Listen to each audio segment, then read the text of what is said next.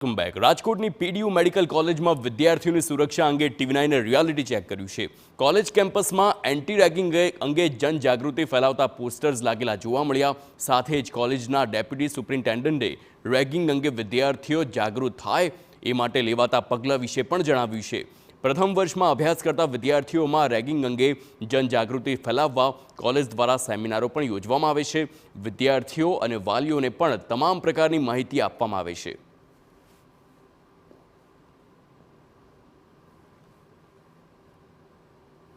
પાટણમાં વિદ્યાર્થી સાથે થયેલી રેગિંગની ઘટના બાદ રાજ્યભરની મેડિકલ કોલેજમાં વિદ્યાર્થીઓની સુરક્ષા પર સવાલ ઊભા થયા છે. રાજકોટની મેડિકલ કોલેજમાં વિદ્યાર્થીઓના રેગિંગની સુરક્ષાને લઈને વિદ્યાર્થીઓની સુરક્ષાને લઈને કયા પ્રકારની વ્યવસ્થાઓ છે ને શું કાર્યવાહી થતી હોય છે તે અંગે વાત કરવા આપણી સાથે સુપ્રિન્ટેન્ડન્ટ ડૉક્ટર હેતલ ક્યાડાસર છે. આપણે તેની સાથે વાત કરીશું. સર, જે રીતે પાટણની ઘટના સામે આવી, રાજકોટની મેડિકલ કોલેજની વાત કરવામાં આવે તો વિદ્યાર્થીઓ સાથે રેગિંગ ન થાય તે માટે શું પગલાં લેવામાં આવતા હોય છે? અત્રેની PDU medical college government medical કોલેજમાં 200 સ્ટુડન્ટ યુજી સ્ટુડન્ટ છે અને પર યર અને 175 સ્ટુડન્ટ અંદાજે પીજીના પર યર હોય છે. હવે આ સંજોગોમાં અમારી ડીન ઓફિસ દ્વારા નિયમ એનએમસીની ગાઈડલાઇન પ્રમાણે અમારી કોલેજમાં એન્ટી રેગિંગ કમિટી કાર્યરત છે, જેની અંદર ઘણા બધા મેમ્બર હોય છે. સિનિયર પ્રોફેસર્સ, મહિલા પોલીસ સ્ટેશન, મામલતદારમાંથી, એક એનજીઓમાંથી, અમુક સિનિયર સ્ટુડન્ટ, ક્લેરિકલ સ્ટાફ, આ રીતની એક એન્ટી રેગિંગ કમિટી હોય છે. જ્યારે પણ કોઈ પણ આવો કિસ્સો ધ્યાનમાં આવે ત્યારે આ એન્ટી રેગિંગ કમિટી એક્ટમાં આવતી હોય છે. આ સિવાય એન્ટી રેગિંગ સ્કોડ કરીને છે કે જે આખા કેમ્પસમાં either in hostel, in college campus and hostel campus કોઈ પણ જગ્યાએ આવી રીતના રેડ પાડતી હોય છે, એકચ્યુઅલમાં કહી શકીએ. અને આ રીતનું થાય નહીં અને આ રીતનું સેન્સિટાઇઝેશન કરતા હોય છે કે બધા ડિપાર્ટમેન્ટમાં જઈ અને એન્ટી રેગિંગ કમિટીના ફંક્શન વિશે જ્યારે બી કોઈ નવી બેચ આવે, સપોઝ ફર્સ્ટ યરમાં હમણાં એડમિશન થયા તો એના પહેલાં 3 મહિનામાં ફાઉન્ડેશન કોર્સની અંદર પણ બધા સ્ટુડન્ટને પ્લસ જ્યારે એનું ઇન્ટ્રોડક્શનરી લેક્ચર હોય ત્યારે બધા વાલીઓને આ કોલેજની અંદર એન્ટી રેગિંગ કમિટી છે, રેગિંગ ના થાય એના માટે શું પગલાં લેવામાં આવે છે, બધી જગ્યાએ સેન્સિટાઇઝેશન કરવામાં આવે છે. અને એમ છતાંય જો હજુ સુધીમાં અમારા ધ્યાનમાં આ કોલેજમાં છેલ્લા ઘણા વર્ષોથી કોઈ રેગિંગનો કોઈ ફરિયાદ કે કોઈ આવેલ નથી. અને આ બાબતને અમારી ડીન ઓફિસ એકદમ સ્ટ્રિક્ટલી લઈ અને કાર્યરત છે. કેમેરા પર્સન ભાવેશ લશ્કરી સાથે મોહિત ભટ્ટ, ટીવી9 રાજકોટ. તો પીડીયુ મેડિકલ કોલેજમાં તમામ વિદ્યાર્થીઓ માટે વિદ્યાર્થી યુનિયન અને એન્ટી રેગિંગ હેલ્પલાઇન નંબર પણ જાહેર કરવામાં આવે છે. તો બીજી બાજુ વિદ્યાર્થીઓનું પણ કહેવું છે કે કોલેજમાં કોઈ દિવસ રેગિંગ જેવી પ્રવૃત્તિ નથી થતી.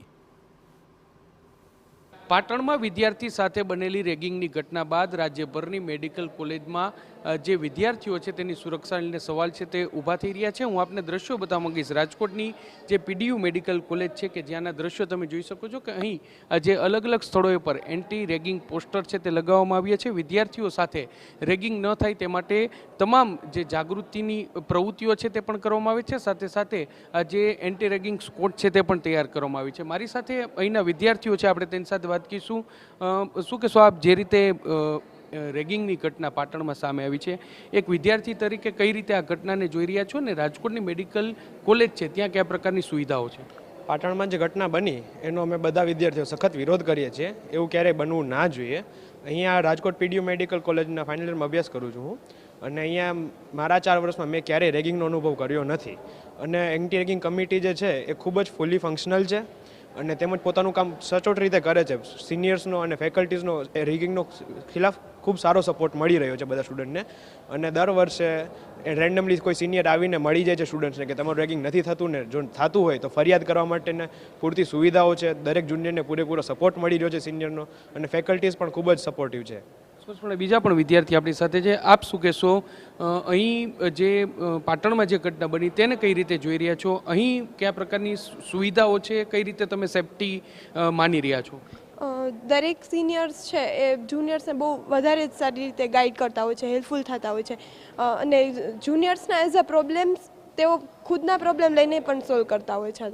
તો અહીંયા અમારા કોલેજમાં તો બહુ ફ્રેન્ડલી અને ફેમિલિયર એન્વાયરમેન્ટ છે. તો અહીંયા રેગિંગની અમારે તો જરા પણ છે નહીં વધારે. પાટણમાં ઘટના બની કઈ રીતે જોઈ રહ્યા છો? આવી ઘટના ન બનવી જોઈએ માનો છો, શું કહેશો? હા, જે લોકો આની સાથે સંકળાયેલા હોય એ લોકોએ જોવું જોઈએ અને આવી ઘટનામાં ક્યારેય ભાગ લેવો ન જોઈએ કે તેને સપોર્ટ પણ ન કરવો જોઈએ. સ્પષ્ટપણે એટલે રાજકોટના જે વિદ્યાર્થીઓ છે તે કહી રહ્યા છે કે રાજકોટની જે પીડીયુ મેડિકલ કોલેજ છે ત્યાં ફ્રેન્ડલી એટમોસ્ફિયર, ફ્રેન્ડલી વાતાવરણ છે અને તેને કારણે આટલા વર્ષ દરમિયાન એક પણ રેગિંગનો કિસ્સો છે તે સામે આવ્યો નથી.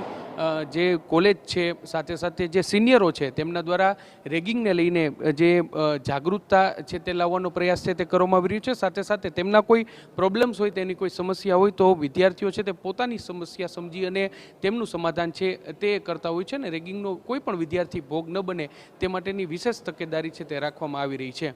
કેમેરા પર્સન ભાવેશ લશ્કરી સાથે મોહિત ભટ્ટ, TV9 રાજકોટ.